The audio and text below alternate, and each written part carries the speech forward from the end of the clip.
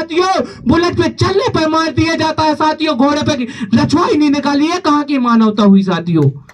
तो हमें साथियों जागरूक होने की जरूरत है साथियों, हमें आज एकत्रित होने की जरूरत है साथियों। आज देखिए चंद लोग हमें कहीं भी कुछ लड़का देता है साथियों, हम किसी का खाते हैं क्या?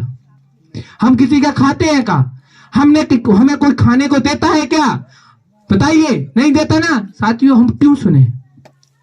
तो साथियों हमें ना किसी की गलत बात सहना है और ना हमें किसी से गलत कहना है, ना हमें किसी के साथ गलत करना है और ना हमें गलत सहना है साथियों। इसी आपको लक्ष्य को लेकर आगे चलना है साथियों। भीम आर्मी भारत एकता मिशन का उद्देश्य है कि बहुजन समाज पे हो रहे अत्याचार को खत्म करना साथियों। आपस में कभी भी आप लोगों को मतभेद नहीं करना है। अपने छोटे वर्ग में देखा जाता है कि अपन लोग क्या है, आप थोड़ी बहुत लड़ाई हो जाती है तो कई सालों तक नहीं बोलते हैं। पीढ़ी निकल जाए बोले हमारी तो उसे दद्दा की लड़ाई हो गई थी तो हमें नहीं बोला तो उसे। ये चीज नहीं रखना है साथियों, क्योंकि जब अगर परिवार में खूब लड़ लो कुछ भी हो जाए, लेकिन जब समाज की बात आ जाए साथियों, एक हो जाना साथियों।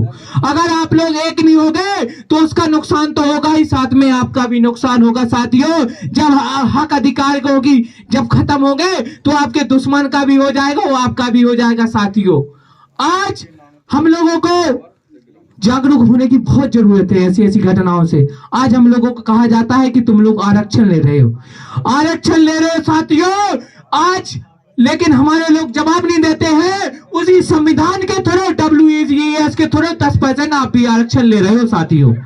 आज इस दुनिया में भारत देश में कोई भी जाति नहीं बल्कि जिसको आरक्षण नहीं मिल रहा साथियों, है हमें जवाब देने की जरूरत है साथियों। आज कहा आरक्षण खत्म करिए, हम कहते हैं आरक्षण हम तुम्हारे मुंह पे मार देते हैं, लेकिन जो डॉक्टर BR अम्बेडकर ने जिन्हें 4 संतानें कुर्बान करने के बाद साथियों बहुत बड़ा है, जो आज अपन को मतदान का अधिकार मिला है साथियों, वो ऐसे नहीं मिला है। आप लोग एक पौवा भर गोश्त में अपना वोट पहन देते हो साथियों। शर्म आना चाहिए जो वोट फेंकते हैं साथियों, शर्म करना चाहिए, उनको चुल्लू भर पानी में डूब मरना चाहिए साथियों, जो अपने वोट को बेचने का काम करते हैं साथियों।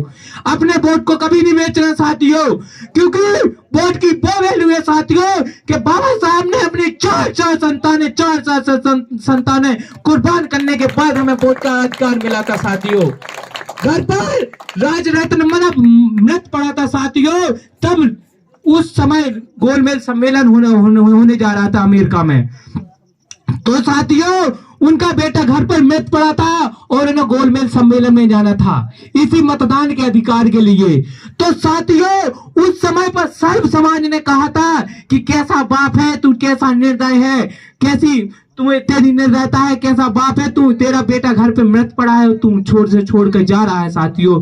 धन्यवाद कहो उस पत्नी के, रमाबाई के, माता रमाबाई के, कि ऐसी पत्नी उनको मिली है साथियों कि उनने भी बाबा साहब का सपोर्ट किया और कहा कि आप जाइए, आप टेंशन मत करिए, हम इनका अंतिम संस्कार कर देंगे, आप बहुजन समाज की लड़ाई लड़ने का काम करिए साथियों। बाबा साहब ने वहां बहुजन समाज को जवाब दिया था साथियों कि अगर मैं एक बेटे को संस्कार के लिए रुक गया तो साथियों समाज के लाखों करोड़ों लोगों के बेटे मारे जाएंगे साथियों।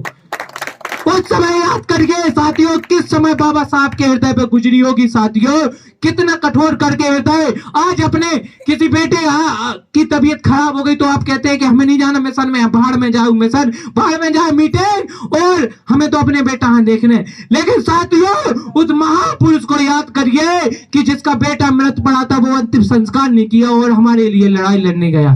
साथियों हमें उसके लिए कुछ करना चाहिए कि नहीं करना चाहिए? हमारा फर्ज बनता है कि नहीं बनता है? तो साथियों उस समय रमाबाई ने कहा कि आप जाइए, आप बहुजन समाज के बेटों की, लाखों हजारों करोड़ों बेटों की, माताओं बहनों की लड़ाई लड़िए और मैं उनका अंतिम संस्कार कर लूंगी। तो गोलमेज सम्मेलन ने बाबा साहब हम बहुजन समाज के लिए 2 वोट का अधिकार ले आते साथियों, 2 वोट का अधिकार मिला था साथियों बहुजन समाज के लोगों को। तो साथियों उस समय जो कि कांग्रेस का शासन था, गांधी जी ने अनशन पर बैठ गए थे। जैसे ही गोलमेज सम्मेलन में तो वोट का अधिकार हम लोगों को मिला तो गांधी जी अनशन पर बैठ गए। अनशन पर उन्हें अनशन नहीं तोड़ा और भूख खाना पीना सब त्याग कर उन्हें अनशन पर बैठ गए। और उनकी जब अनशन पर बैठे रहे तो उनकी जो पत्नी थी वो बाबा साहब के पास गई। बाबा साहब से कहा भाई, जैसे ही उनसे कहा बाबा साहब से कि भाई आप मेरे ये सुहाग को मत उजाड़िए, अगर आप अपनी हट नहीं छोड़ोगे तो आप मेरा सुहाग उजड़ जाएगा। तो साथियों, हमारे महापुरुषों का यही हृदय रहा है कि दुश्मन भी हमारे सामने अगर आ जाता है और वो निर्दय होके आता है, नतमस्तक हो जाता है, उसको अपनी गलती महसूस हो जाती है, तो साथियों उसे भी माफ करने का काम करते हैं साथियों। तो बाबा साहब ने उस subscribe now and press the bell icon, never miss an update.